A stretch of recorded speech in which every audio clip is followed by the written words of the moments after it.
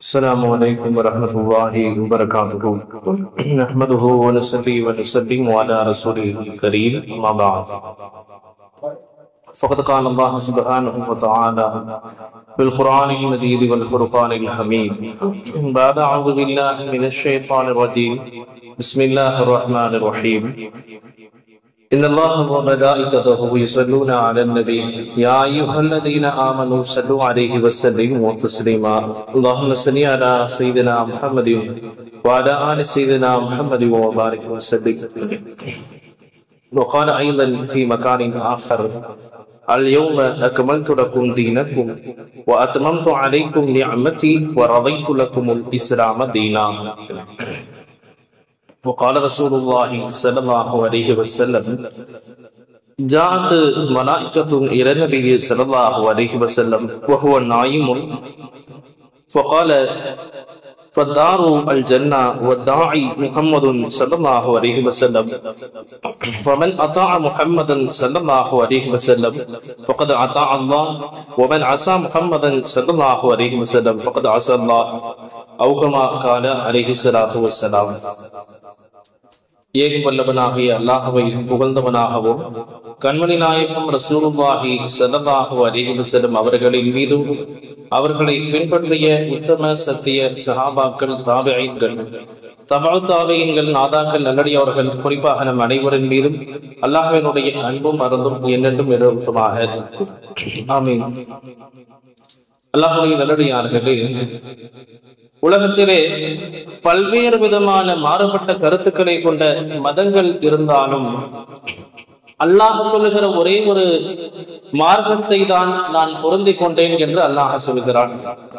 அந்த ஒரே ஒரு மார்க்கத்தை பற்றி அல்லாஹ் சொல்கிற போது அல் யௌம அக்மல்து லக்கும் தீனக்கும் நாயகம் ஸல்லல்லாஹு அலைஹி வஸல்லம் அவர்களுக்கு ஃபத்ஹை மக்கா என்கிற மக்கமா நகரம் வெற்றி கொள்ளப்பட்ட சமயத்தில் அல்லாஹ் ஆயத்தை இறக்கினான். இந்த நாளில் நான் மார்க்கத்தை பரிபூர்ணப்படுத்தி விட்டேன். என்னுடைய நிஅமத்தை உங்கள் மீது நான் விசாலமாக நான் அதை பூர்த்தி செய்து விட்டேன். இஸ்லாமிய மார்க்கத்தை மார்க்கமாக நான் பொருந்திக் கொண்டேன் என்று அல்லாஹ் சொல்கிறார். காரணம், நாயகம் ஸல்லல்லாஹு அலைஹி வஸல்லம் அவர்களுக்கு அல்லாஹ் கொடுத்திருந்த அந்த பணி அந்த ஃபத்ஹை மக்கா என்கிற போது நிறைவு பெறுகிறது. மக்கா வெற்றி கொள்ளப்பட்டு ஒட்டுமொத்த மக்கத்து காஃபிர்களும் முஸ்லிமாகி இருக்கக்கூடிய ஒரு தருணம் அது. அந்த தருணத்திலே ஸல்லல்லாஹு அலைஹி வஸல்லம் அவர்கள் ஏராளமான உபதேசங்களை செய்தார்கள். ஹஜ்ஜத்துல் விதா என்கிற கடைசி ஹஜ்ஜின் போது கூட அதில் பெருமானார் ஸல்லல்லாஹு அலைஹி வஸல்லம் அவர்கள் சொன்ன விஷயம், நான் உங்கள் அனைவருக்கும் எதி வைத்து விட்டேனா என்று சஹாபாக்களை பார்த்து பெருமானார் கேட்பார்கள். அதற்கு அங்கிருந்த அத்தனை சஹாபாக்களுமே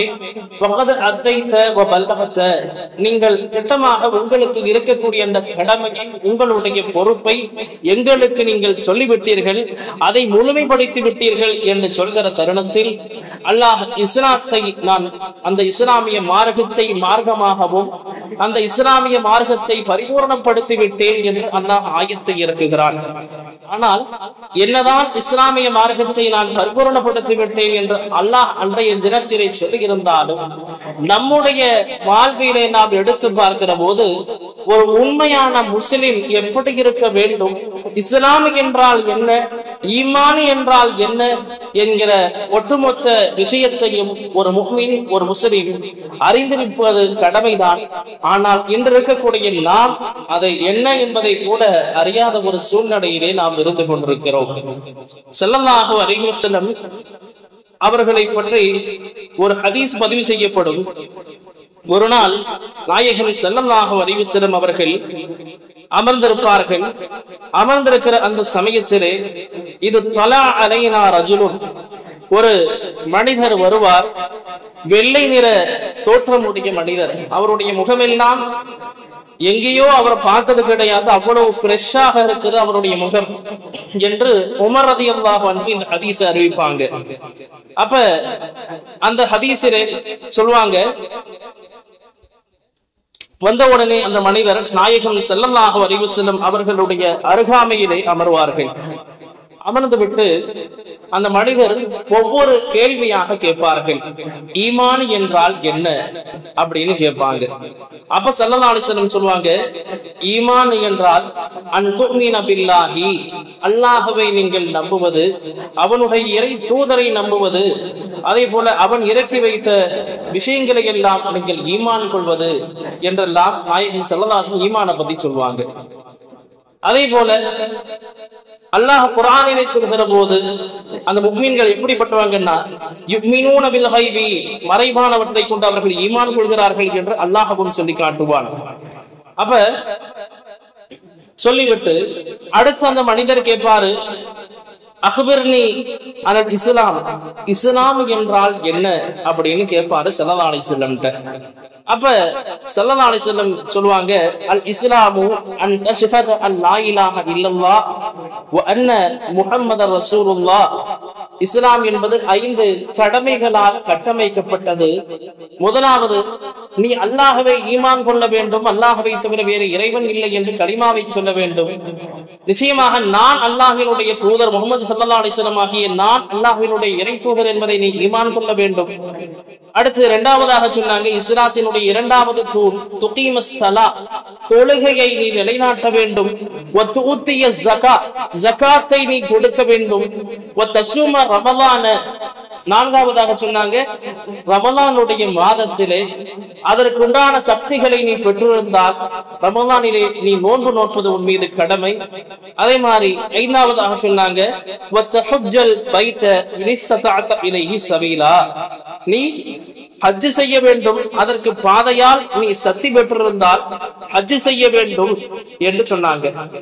இப்படி ஒவ்வொரு கேள்வியாக வந்து கேட்டவர் ஸல்லல்லாஹு அலைஹி வஸல்லம் அதுக்கு பதில் சொன்னாங்க. சொன்ன உடனேயே ஒரு கேள்வி நம்ம கேட்கிறோம்னா தெரியாத ஒரு விஷயத்தை பத்தி தான் கேள்வி கேட்பாங்க. ஆனா வந்த நபர் என்ன செய்யறாரு, கேள்வியை கேட்டுவிட்டு ஸல்லல்லாஹு அலைஹி வஸல்லம் பதில் சொன்ன உடனேயே சதக்த, நீங்க கரெக்டா சொன்னீங்க, உண்மையை சொன்னீங்க அப்படின்னு உண்மைப்படுத்துகிறார். எல்லாமே அவருக்கு தெரிஞ்ச மாதிரி. அப்ப அடுத்து கேட்கிறாங்க, மல் இஹ்சான், இஹ்சான் உபகாரம்னா என்ன? ஒரு மனிதனுக்கு அல்லாஹ் செய்கிற உபகாரம், கைமாறுக்கு ஒரு மனிதன் செய்ய வேண்டிய உபகாரம் அப்படின்னா என்னன்னு கேட்கிறாங்க அந்த வந்த நபர். அப்போது ஸல்லல்லாஹு அலைஹி வஸல்லம் சொன்னாங்க, அன் தஅபுதல்லாஹ கஅன்னக தராஹு, அல்லாஹ்வை ஒரு மனிதன் எப்படி வணங்கணும்னு சொன்னா, அல்லாஹ் தஆலாவை அவர் பார்த்துக்கிட்டு இருக்கிறாரு, நான் தொழுகையிலே நிற்கிற போது அல்லாஹ்வை நான் பார்க்கிறேன், அல்லாஹ்வை நான் தரிசித்துக் கொண்டிருக்கிறேன் என்ற எண்ணத்திலே நாம் வணங்க வேண்டும். அப்படி வணங்கவில்லையா, அல்லாஹ் என்னை பார்த்து கொண்டிருக்கிறான் என்ற எண்ணத்துல வணங்கணும் அப்படின்னாங்க ஸல்லல்லாஹு அலைஹி வஸல்லம். ஒண்ணு, நாம் அல்லாஹ்வை பார்க்கிறோம் என்கிற எண்ணம் வேண்டும், அல்லது அந்த எண்ணம் இல்லையா, அல்லாஹ் என்னை பார்த்து கொண்டிருக்கிறான் என்கிற எண்ணம் வேண்டும். இதுதான் உபகாரம் என்று சொன்னார்கள். அப்ப வந்து போனவர் அந்த கேள்வியெல்லாம் கேட்டுட்டு போயிட்டாங்க. போயிட்ட பிறகு ஸல்லல்லாஹு அலைஹி வஸல்லம் சஹாபாக்களை பார்த்து கேட்டார்கள், உங்களிடத்திலே வந்த நபர் யார் தெரியுமா அப்படின்னு கேட்டாங்க. அப்ப அல்லாஹு வ ரசூலுஹு அலம், அல்லாஹுவும் அவனுடைய தூதருக்கும் தான் தெரியும் நாயகமே, சஹாபாக்கள் எப்போதும் போல பதில் சொன்னார்கள். அப்ப ஸல்லல்லாஹு அலைஹி வஸல்லம் சொன்னாங்க, ஜிப்ரீல் அலைஹிஸ்ஸலாம் வானவர்களினுடைய தலைவர் மனித தோற்றத்திலே வந்து உங்களுக்கு மார்க்கத்தை கற்றுக் கொடுத்திருக்கிறார்கள், கற்றுக் கொடுப்பதற்காக வந்தார்கள் அப்படின்னாங்க ஸல்லல்லாஹு அலைஹி வஸல்லம். அப்ப இஸ்லாம் என்று அவர்கள் சொல்லுகிற போது இந்த 5 கடமைகளையும் சொன்னார்கள். அந்த 5 கடமைகளையும் நாம் பரிபூரணப்படுத்தி விட்டோமா என்று கேட்டால், முதல் விஷயத்தை நாம் பரிபூரணப்படுத்தி இருக்கிறோம். அல்லாஹ்வை ஈமான் கொண்டோம், நாயகம் ஸல்லல்லாஹு அலைஹி வஸல்லம் அவர்கள் தான் அல்லாஹ்வினுடைய இறை தூதர் என்றும் கலிமாவை முடிந்து நாம் வாழ்ந்து கொண்டிருக்கிறோமே தவிர, மீதம் இருக்கிற 4 கடமைகளிலேயும் நாம் பொழுதுபோக்குத்தனமாகத்தான் இருந்து கொண்டிருக்கிறோம் என்பது நிதர்சனமான உண்மை. ஆனா ஒரு முஸ்லிமுல் காமில் பரிபூர்ணமான ஒரு முஸ்லிமாக அல்லாஹ் நம்மை மாறச் சொல்கிறான். அல்லாஹ் நம்மிடத்திலே எதிர்பார்ப்பதும் அதுதான். அல்லாஹ் குர்ஆனிலே சொல்கிற போது ஸல்லல்லாஹு அலைஹி வஸல்லம் அவங்களை ஈமான் கொண்ட சில அஹ்ல கிதாப்னு சொல்வாங்க. மூசா அலைஹிஸ்ஸலாமுடைய உம்மத்துல இருந்து தௌராத் வேதம் கொடுக்கப்பட்ட அந்த யூதர்களில் சில பேர் நாயகத்தை ஈமான் கொண்டார்கள். அப்படி ஈமான் கொண்டவர்கள்ல அப்துல்லாஹ் இப்னு ஸலாம் ரலியல்லாஹு அன்ஹு அப்படின்னு ஒரு சஹாபி. அந்த சஹாபி சொன்னாங்க, நாயகம் ஸல்லல்லாஹு அலைஹி வஸல்லம் அவங்க இஸ்லாத்தை பரப்பிய போது நாங்க முஸ்லீமாக ஆயிட்டோம். ஆனா ஆனதற்கு பிறகு சனிக்கிழமை என்பது மூசா நபியினுடைய உம்மத்தினர்களுக்கு ஜும்மாவை போல ஒரு கண்ணியமான ஒரு நாள். ஆனா நாயகம் ஸல்லல்லாஹு அலைஹி வஸல்லம் அதனால நாங்க எல்லோரும் யாரெல்லாம் என்னோடு சேர்ந்து அந்த அஹ்ல கிதாப் என்கிற புத்தகவாசிகளில் வேதம் கொடுக்கப்பட்டவர்களை ஈமான் கொண்டோமோ அவங்க எல்லாம் சேர்ந்து ஸல்லல்லாஹு அலைஹி வஸல்லம் போனாங்க. போய் கேட்டாங்க, நாயகமே, நாங்க இஸ்லாத்துக்கு வர்றதுக்கு முன்னாடி சனிக்கிழமையை கண்ணியப்படுத்தினோம். தௌராத் வேதத்திலே அல்லாஹ் அதை குறிப்பிட்டிருக்கிறான். அதனால இஸ்லாத்துக்கு வந்ததுக்கு பிறகும் கூட அந்த நாளை நாங்கள் கண்ணியப்படுத்தலாமா அப்படின்னு கேட்கிறாங்க. அல்லது தௌராத் வேதமும் அல்லாஹ்வினுடைய வேதம் தானே, அல்லாஹ் தானா 4 வேதத்தை இறக்கி வச்சிருக்கிறான். அதுல குர்ஆனும் ஒரு வேதம், தௌராத் ஒரு வேதம், ஜபூர் ஒரு வேதம், இன்ஜீல் என்கிறது ஒரு வேதம். அந்த 4 வேதத்துல ஒண்ணுதான தௌராத்து. அது எங்களுக்கு முன்னால் உள்ள உம்மத்தினர்களாக எங்களுக்கு ஆரம்பத்தில் கொடுக்கப்பட்டிருந்தது. இஸ்லாத்துக்கு வந்த பிறகும் நாங்க அதுல அமல் செய்யலாமான்னு அந்த சஹாபி கேட்கிறாங்க. அப்போது அல்லாஹ் ஆயத்தை இறக்கினார், உதுகுலு ஃபி ஸில்மி காஃபா, இஸ்லாத்திலே நீங்கள் முழுமையாக நுழையுங்கள் ஈமான் கொண்டவர்களே. யா அய்யுஹல்லதீன ஆமனு உதுகுலு ஃபி ஸில்மி காஃபா, பரிபூர்ணமாக நுழையுங்கள், இன்னும் நீங்கள் பரிபூர்ணமாக நுழையவில்லை என்று அல்லாஹ் சொல்கிறான். அதுபோலத்தான் நாம் முஸ்லிம் என்று பெயரளவிலே வாழ்ந்து கொண்டிருக்கிறோமே தவிர நம்முடைய செயல்பாடுகள் எல்லாம் அதற்கு முரண்பாடாகத்தான் இருந்து கொண்டிருக்கிறது. எனவே சில அறிஞர்கள் குறிப்பிடுவதை போல மார்க்கம் நமக்கு 4 விதமான தன்மைகளை சொல்கிறது. இந்த தன்மைகளை ஒரு முஸ்லிம் கட்டாயமாக கடைபிடிக்க வேண்டும் அந்த 5 கடமைகளுக்கு பிறகு அப்படின்னு சொல்றாங்க. முதல்ல அல்லாஹ் கடமையாக்க அந்த 5 கடமைகளை நிறைவேற்ற வேண்டும். அப்போதுதான் ஒரு முஸ்லிமாக இருக்க முடியும். ஏன்னா கபரிலேயும் கியாமத்திலேயும் முதலாவதாக ஒரு மனிதன் கேட்கப்படக்கூடிய கேள்வி அஸ்ஸலா, தொழுகை, உன்னுடைய தொழுகை எப்படி இருந்தது? அதே மாதிரி நாயகம் அதனாலதான் சொன்னாங்க, ஒரு காபியருக்கும் ஒரு முஸ்லிமுக்கும் இருக்கிற இடைவேளை வித்தியாசம் என்னன்னு சொன்னா தொழுகை. நீங்க சொல்லவில்லை என்றால் அவனுக்கும் உங்களுக்கும் இருக்கிற வித்தியாசம் வேறு எதுவுமே இல்லைன்னு ஸல்லல்லாஹு அலைஹி வஸல்லம். அப்ப அப்படிப்பட்ட ஒரு தொழுகையை ஒரு மனிதன் தொழுதாக வேண்டும். அந்த விஷயத்திலே பொதுபோக்குத்தனத்தை காட்டக்கூடாது. அதே மாதிரி அதற்கு அடுத்தபடியாக அந்த 5 கடமைகளை நிறைவேற்றியதற்கு பிறகு ஒரு மனிதன் செய்ய வேண்டிய முதல் விஷயம் அல் முஸ்லிமு மஅ ரப்பிஹி வ ரசூலிஹி, அல்லாஹ்வுக்கு கட்டுப்படுதலும் அவனுடைய ரசூலுக்கு கட்டுப்படுதலும். நம்முடைய வாழ்க்கை முழுவதையுமே அல்லாஹ் ரசூலுக்காக அர்ப்பணிக்க கூடியவர்களாக, அவர்களுடைய விஷயத்திற்கு கட்டுப்பட்டவர்களாக நாம் முழுமையாக மாற்றிக்கொள்ள வேண்டும். அல்லாஹ் குர்ஆனிலே சொல்கிறார், யா அய்யுஹல்லதீன ஆமனு அதீஉல்லாஹ வ அதீஉர் ரசூல, ஈமான் கொண்டவர்களே, நீங்க அல்லாஹ்வுக்கு கட்டுப்படுங்கள், வழிபடுங்கள், அவருடைய ரசூலுக்கு நீங்கள் கட்டுப்படுங்கள் என்று அல்லாஹ் சொல்கிறான். சொல்லிட்டு இதற்கு ஸல்லல்லாஹு அலைஹி வஸல்லம் அவங்களுடைய தோழர்களுடைய வாழ்க்கை தான் நமக்கு முன்னுதாரணம். நம்ம எல்லாருமே அல்லாஹ்வுக்கு கட்டுப்படுறதுனா என்ன, 5 வேளை தொழுதா போதுமா அப்படின்னு நம்ம நினைக்கிறோம். ஆனா எல்லா விஷயங்களிலேயும் ஒரு மனிதன் அல்லாஹ்வை கவனித்துக் கொண்டே இருக்க வேண்டும். நாம் ஒரு செயலை செய்யறோம்னு சொன்னா இந்த விஷயத்துல அல்லாஹ்வுக்கு பொருத்தம் இருக்குதா இல்லையா, இந்த விஷயம் அல்லாஹ்வுக்கு பிடித்தமானதாக இருக்கிறதா இல்லையா, அல்லாஹ்வினுடைய கோபம் இந்த விஷயத்திலே வந்துவிடுமா இல்லையா என்று ஒவ்வொரு சனப்பொழுதிலும் அல்லாஹ்வை கவனம் வைத்துக் கொண்டே இருப்பதுதான் ஒரு முஸ்லிம், ஒரு முஃமின் அல்லாஹ்வுக்கு கட்டுப்படுதல் அப்படின்னு சொல்லுவாங்க. அபூபக்கர் ரலியல்லாஹு அன்ஹு தன்னுடைய வேலையால் ஒருத்தர் என்ன செய்யறாங்க, இஸ்லாத்துக்கு வந்ததுக்கு பிறகு வேலையால் பால் கொண்டு வர்றாங்க. அந்த பாலை வாங்கி அபூபக்கர் ரலியல்லாஹு அன்ஹு குடிக்கிறாங்க. குடித்த அடுத்த கணத்திலே அவர்கள் கேட்டார்கள், இந்த பால் உனக்கு எப்படி வந்தது? அப்ப அவர் சொன்னாரு, ஜாஹிலியா என்கிற அறியாமை காலத்துல இஸ்லாத்துக்கு வர்றதுக்கு முன்னாடி நான் ஒருத்தருக்கு குறி சொல்லி கொண்டிருந்தேன், ஜோசியம் சொல்லி கொண்டிருந்தேன். ஆனா இஸ்லாத்துக்கு வந்த பிறகும் அவர் என்னுடைய நண்பர் தான். அவரு எனக்கு பால் கொடுத்தாரு. அவர் கொடுத்த அந்த பாலை தான் நான் உங்களுக்கு கொடுத்தேன்னு சொன்ன உடனேயே கையை வாய்க்குள் விட்டு வாந்தி எடுத்தார்கள் அபூபக்கர் ரலியல்லாஹு அன்ஹு. காரணம் என்ன? ஒரு பொருள், ஒரு செயல் நாம் செய்கிறோம், நாம் ஒரு பொருளை உட்கொள்கிறோம் அல்லது ஒரு பொருளை நாம் உடுத்துகிறோம் என்று சொன்னால் அதிலே அல்லாஹ்வினுடைய பொருத்தம் அவசியம். நாளைக்கு இந்த பால் அல்லாஹ்விடத்துல கேள்வி கேட்பானே, இந்த பாலை நான் குடிச்சதுனால ஹராமான ஒரு பொருள் என்னுடைய வயிற்றுக்குள் சென்று விட்டதே, ஹராமான பொருளை எப்படி நீ சாப்பிட்டாய் அபூபக்கரே என்று அல்லாஹ் கேட்டால் எப்படி நான் பதில் சொல்வேன் அப்படின்னாங்க. அப்ப நாம் சாப்பிடுகிற உணவு எங்கெல்லாம் நமக்கு அழைப்பது வருகிறதோ அங்கெல்லாம் போய் நாம் அமர்ந்து நாம் விருந்துகளை உண்டு வருகிறோம். ஆனால் ஒரு முஃமின் அப்படி இருக்கக்கூடாது, ஒரு முஸ்லிம் அப்படி இருக்கக்கூடாது. உங்களுக்கு கொடுக்கப்படுகிற உணவாக இருந்தாலும் சரி, ஒரு மடக்கு தண்ணீராக இருந்தாலும் சரி, அது ஹராமானதாக இருந்துவிடக் கூடாது, ஹலாலானதாக இருக்க வேண்டும். அதே மாதிரி அபூபக்கர் ரலியல்லாஹு அன்ஹு அவங்கள விஷயமாக சொல்லப்படுகிறது. அபூபக்கர் ரலியல்லாஹு அன்ஹு என்ன செய்வாங்கன்னா, மாலி அரா அபூபக்கரின் அலைஹி அபாஅத்தன் கத் ஃபல்லஹா ஃபீ ஸத்ரிஹி பிஃபிலாலின். நாயகம் ஸல்லல்லாஹு அலைஹி வஸல்லம் அவங்களுக்காக தன்னுடைய எல்லா செல்வங்களையும் செலவழித்தவர்கள் அல்லாஹ்வினுடைய பாதையில். எந்த அளவுக்குன்னா ஸல்லல்லாஹு அலைஹி வஸல்லம் சொல்வாங்க, தானாகவே எல்லாருக்கும் செய்ய வேண்டிய கடமைகளை நான் நிறைவேற்றி விட்டேன், ஆனா ஒரே ஒரு ஆள் அபூபக்கருக்கு நான் செய்ய வேண்டிய கைமாறை என்னால் செய்து முடிக்க முடியவில்லை என்று சொன்னார்கள். அப்படின்னா அபூபக்கர் ரலியல்லாஹு அன்ஹு அவர்கள் நாயகத்திற்காகவே வாழ்ந்து நாயகத்திற்காகவே மறைந்தவர்கள். அந்த சஹாபி எல்லா பொருட்களையும் அல்லாஹ்வுக்காக செலவழித்த பின்னர் வீட்டுல என்ன வச்சுட்டு வந்தீங்கன்னு கேட்டா, அல்லாஹ்வையும் ரசூலையும் தவிர வேறு எதையும் நான் வீட்டிலே வைத்து விட்டு வரவில்லை என்று சொன்னவர்கள். அந்த சஹாபி நாயகம் ஸல்லல்லாஹு அலைஹி வஸல்லம் அந்த அளவுக்கு இருந்ததுனால சொன்னாங்க, அல்லாஹ் உங்களுக்கு சலாம் சொல்லி அனுப்பினான் அபூபக்கரே அப்படின்னு சொன்னாங்க. சொல்லிட்டு கேட்டாங்க,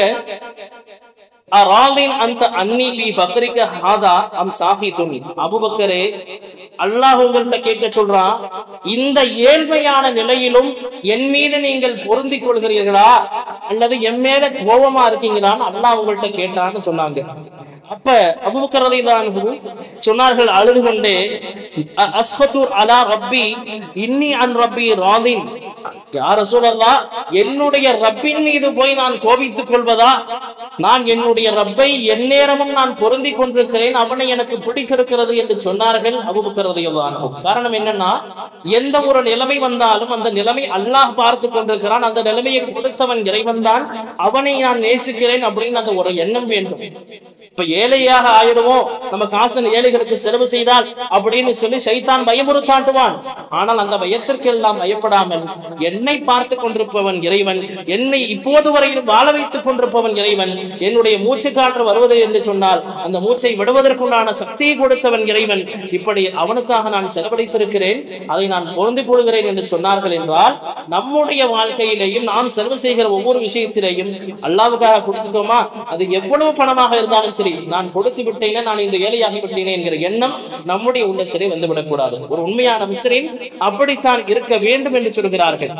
அதே மாதிரி அன் சாலிமின் அன் அபிஹி சமியுன் நபி ஸல்லல்லாஹு அலைஹி வஸல்லம், நாயகம் ஸல்லல்லாஹு அலைஹி வஸல்லம் சொல்ல கேட்டிருக்கிறார்கள். அவங்க சொன்னாங்க, அந்த சஹாபி, அலா அன்னல்லாஹ யன்ஹாக்கும் அன் துஹலிஃபு பி ஆபாயிக்கும். சஹாபாக்கள் ஒவ்வொருத்தருமே நாயகம் ஏதாவது ஹதீஸ் சொன்னாங்கன்னா அதுக்கு அப்படியே கடைபிடிக்கக்கூடியவர்கள், கட்டுப்படக்கூடியவர்கள். பெருமானார் சொன்னார்கள், நீங்கள் உங்களுடைய மூதாதையர்களின் மீது சத்தியம் செய்யாதீர்கள், அல்லாஹ்வை மீது மட்டுமே சத்தியம் செய்வதற்கு உரியவன் அல்லாஹ் ஒருவன் தான், மற்ற படைப்பினர்கள் மீது நீங்கள் சத்தியம் செய்யாதீர்கள் என்று சொன்னார்கள். சொன்ன நாள் வரை இன்று வரையிலும் நான் சத்தியமே நான் வேண்டும் என்றோ அல்லது மறதியாகவோ நான் இதுவரையிலும் சத்தியம் செய்ததே கிடையாது என்று உமர் ரலியல்லாஹு அன்ஹு சொல்றாங்க. பாருங்கள் அவர்களுடைய ஈமான் எப்படி இருந்தது. பெருமானார் ஸல்லல்லாஹு அலைஹி வஸல்லம் ஒரு சஹாபி தங்க மோதிரம் போட்டிருக்கிறத பாக்குறாங்க. உடனே அந்த தங்க மோதிரத்தை பிடுங்கி தூக்கி எறிகிறார்கள். இது நரகவாசிகளுடைய ஆபரணம் அப்படின்னு சொல்லி தூக்கி எறிகிறாங்க. ஸல்லல்லாஹு அலைஹி வஸல்லம் போயிட்டாங்க. போனதுக்கு பிறகு அந்த சஹாபி இடத்துல கேட்கப்படுகிறது, நாயகம் தான் போயிட்டாங்களே, அந்த தங்க மோதிரத்தை எடுத்துக்கொண்டு போய் உங்களுடைய வீட்டில் இருக்கக்கூடியவங்களுக்கு நீங்க கொடுக்கலாமே அப்படின்னு சொல்லப்பட்ட போது அந்த சஹாபி சொன்ன வாசகம் பாருங்கள், நாயகம் ஒரு பொருளை தூக்கி எறிந்தால் அந்த பொருளை நான் எடுப்பதற்கு தகுதியானவன் அல்ல, அதனால என்னுடைய குடும்பத்தில் இருப்பவர்களுக்கும் அதை பயன்படுத்தக்கூடிய அருகதை அல்ல அப்படின்னு சொன்னாங்க. இது சஹாபாக்களினுடைய ஈமான். இதனால தான் அல்லாஹ் அவர்களை பொருந்திக் கொண்டார், அவர்கள் அல்லாஹ்வை பொருந்திக் கொண்டார்கள் என்கிற வசனங்கள் எல்லாம் குர்ஆனிலே இறக்கப்பட்டிருக்கின்றன. அதே மாதிரி அபூ ஹுரைரா ரலியல்லாஹு அன்ஹு பசியோடு பட்டினியோடு இருக்கிறார்கள். எந்த அளவுக்குன்னு சொன்னா அஸ்ஹாபு சுஃபா திண்ணை தோழர்கள்னு சொல்லுவாங்க. பள்ளிவாசலிலேயே நாயகத்தினுடைய அந்த மஸ்ஜித் நபவியிலேயே கிடப்பார்கள் அந்த சஹாபாக்கள். யாராவது சாப்பாடு கொடுத்தா சாப்பிடுவாங்க, இல்லை என்றால் சபர் செய்து கொள்வார்கள், நோன்பு வைத்துக் கொள்வார்கள். ஒரு முறை அபூபக்கர் ரலியல்லாஹு அன்ஹு ஹதீஸ் சொல்றாங்க, பசியினுடைய கடுமையால் என்னுடைய வயிற்றை நான் தரையோடு தரையாக வைத்து படுத்திருந்தேன். பெருமானார் என்னை பார்த்தார்கள், வர சொன்னாங்க, என்னுடைய வீட்டுல ஏதாவது இருக்கான்னு போய் கேளுங்கன்னாங்க. அப்ப நான் போய் கேட்டேன். ஸல்லல்லாஹு அலைஹி வஸல்லம் வீட்டுல ஒரே ஒரு டம்ளர் பால் தான் இருந்தது. அப்ப ஸல்லல்லாஹு அலைஹி வஸல்லம் கொண்டு வந்து கொடுத்த உடனேயே நாயகம் எனக்கு அதை கொடுப்பாங்கன்னு நினைச்சேன், ஆனா கூட இருக்கிற அத்தனை பேர்களை நீங்கள் அழைத்து வாருங்கள் அப்படின்னாங்க. யாராவது இப்ப நீங்க நினைத்து பாருங்களே, ஒரே ஒரு டம்ளர் பால் தான் இருக்கிறது, அதை நாம் பசியோடு இருக்கிறோம், நமக்கு கொடுங்களேன்னு சொல்லி நம்ம கேட்டுருவோம், நம்முடைய வாய் எப்படி வந்துவிடும். ஆனால் அந்த சஹாபி சொன்ன வார்த்தை நாயகத்தினுடைய உத்தரவு. அதனால் நான் கட்டுப்பட்டு என்னுடைய நாவை நான் அடக்கி கொண்டு நான் சென்றேன். எல்லா சஹாபாக்களையும் அழைத்து கொண்டு வந்தேன். எல்லாருக்கும் ஸல்லல்லாஹு கொடுத்தாங்க, எல்லாரும் குடித்துக் கொண்டே இருக்கிறார்கள். சரி, நமக்கு அவ்வளவுதான், ஒண்ணுமே கிடைக்காது அப்படின்னு நான் நினைச்சேன். கடைசியாக என்னிடத்திலே அந்த பால் வந்தது. ஸல்லல்லாஹு அலைஹி வஸல்லம் என்னை பார்த்தாங்க, பார்த்து சொன்னாங்க, அதை குடித்துக் கொண்டே இருங்கள் அப்படின்னாங்க. நான் குடிச்சு கொண்டே இருந்தேன். எந்த அளவுக்கு சொன்னா என்னுடைய வயிறு நிறைந்து விட்டது. அப்ப எந்த ஒரு மனிதன் ஒரு செயலை செய்தாலும் அல்லாஹ் ரசூலினுடைய பொருத்தம் இருக்கிறதா, ரசூலுக்கு நான் கட்டுப்பட்டேன், என்னுடைய வியாபாரமாக இருந்தாலும் அதில் பல கோடி நஷ்டங்கள் ஆனாலும் அல்லாஹ்வினுடைய பாங்கு சொல்லப்பட்டு விட்டது. இதா நூதிய லிஸ்ஸலாத்தி மின் யௌமில் ஜும்ஆ, அல்லாஹ் குர்ஆன்ல சொல்றான், ஜும்ஆவினுடைய பாங்கு சொல்லப்பட்டால் வியாபாரங்களை விட்டுவிட்டு ஃபஸ்ஸௌ இலா திக்ரில்லாஹ், அல்லாஹ்வினுடைய திக்ரின் பக்கம் வாருங்கள். அல்லாஹ் இங்க சொல்றது ஜும்ஆன்னு சொல்றான். ஆனா எல்லா தொழுகையிலேயும் இதே சட்டம் தான். எல்லா தொழுகையிலேயும் பாங்கு சொல்லப்பட்டால் உங்களுடைய உலக ஆதாயங்களை விட்டு விடுங்கள். அபூபக்கர் ரலியல்லாஹு அன்ஹு அவங்களுக்கு கேட்கப்படும். அபூபக்கர் ரலியல்லாஹு பத்தி கிதாபில் எழுதுவாங்க, அவங்க எவ்வளவு நன்மைகள் செய்தார்கள் அப்படின்னு சொல்லும் போது நட்சத்திரங்கள் அளவு நன்மைகளை உமர் ரலியல்லாஹு அன்ஹு செய்திருப்பதாகவும், அந்த நட்சத்திரங்களை எல்லாம் விட அதிகமாக நன்மைகளை அபூபக்கர் ரலியல்லாஹு அன்ஹு அவர்கள் செய்ததாகவும் கிதாபில் எழுதுவாங்க. எந்த அளவுக்கு சொன்னா நட்சத்திரங்கள் அனைத்தையும் ஒன்று சேர்த்தால் உமர் ரலியல்லாஹு அன்ஹுவுடைய நன்மை, ஆனால் அந்த எல்லா நன்மைகளையும் ஒன்று சேர்த்தால்தான் அபூபக்கர் ரலியல்லாஹு அன்ஹுவுடைய ஒரு நன்மைக்கு சமம் அப்படின்னு சொல்லுவாங்க. அந்த அளவுக்கு நன்மைகள் ஏன் வந்தது அவங்கள்ட்ட அப்படின்னு கேட்கப்படும் போது அவங்க சொல்லுவாங்க, அல்லாஹ்வுடைய விஷயம் என்று ஒன்று வந்துவிட்டால், உலகத்தினுடைய வேலை என்று ஒன்று வந்துவிட்டால், இரண்டுமே வருகிற போது நான் அல்லாஹ்வுக்கு முக்கியத்துவம் கொடுப்பேன் அப்படின்னாங்க. இன்னைக்கு எத்தனை பேர் பாங்க சத்தம் கேட்ட உடனே பள்ளிக்கு நாம் வருகிறோம் என்பதை சிந்தித்து பார்க்க வேண்டும். எனவே அடுத்து சொல்றாங்க, ஒரு முஃமின் எப்படி இருக்கணும்னு சொன்னா அர்ரிஃபு பைனல் ஹல்கி, படைப்பினங்களுக்கு மத்தியிலே அன்போடு நடந்து கொள்ள வேண்டும். நாயகம் சொன்னார்கள், லத்துமீனு ஹத்தா தராஹமு, எல்லோருக்கும் மத்தியிலே நீங்கள் அன்பாகவும் பாசமாகவும் நடந்து கொள்ளாதவரை நீங்கள் ஈமான் கொண்டவர்களாக ஆகிவிடவே முடியாது அப்படின்னாங்க. அப்ப அந்த ஒரு குணத்தை ஒரு முஃமின் கொண்டு வர வேண்டும். எனவே வல்லர் ரஹ்மான் நம் அனைவருக்கும் அப்படிப்பட்ட குணங்களை கொண்ட உண்மையான முஃமின்களாகவும் ஐவேளை தொழக்கூடிய முஃமின்களாகவும் அல்லாஹ் நம்மை ஆக்கி அருள் புரிவானாக. வாஹிரு தஅவானா அல்ஹம்துலில்லாஹி, அஸ்ஸலாமு அலைக்கும் வரஹ்மத்துல்லாஹி வபரகாத்துஹு.